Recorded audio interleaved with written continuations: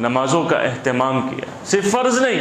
ये देखो बहुत सारा मजमा, अभी वो लोग जो जुमा में जल्दी आ जाते हैं तो वो जुमा से पहले की सुन्नतें तो पढ़ लेते हैं, वो तो चूँकि मस्जिद में आ गए तो पढ़ ले। लेकिन हमारे यहाँ 50% से ज़्यादा मजमा जुमा की नमाज की 2 रकात जब ख़त्म होती है तो सुन्नत पढ़े बगैर चला जाता है। भाई जुमा की 14 रकातें हैं, कम से कम 14 नहीं तो 10 तो पढ़े।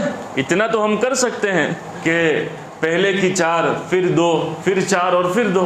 अल्लाह के नबी सल्लल्लाहु अलैहि वसल्लम ने हमेशा उसका एहतमाम किया है। हदीस पाक में आता है कि ये नफल नमाज है, सुन्नत नमाज है, तुम्हारी फ़र्ज़ों में जो कोताहियाँ होगी उसकी तलाफ़ी कर देगी। मेरे और आपके फ़र्ज़ हम जानते हैं कितने कोताही वाले हैं, न नमाज़ों में ध्यान है, न इस्तेहज़ार है, न खुशू है, न खुज़ू है। लेकिन ये जो उसके ऊपर प्लास्टर लगा देते हैं सुन्नत, उसके ऊपर कलर लगा देते हैं कि उसको अच्छा बना देते हैं, और फिर वो अल्लाह के दरबार में एक अच्छी पैकिंग में जाकर वो नमाज़ें पहुँचती है।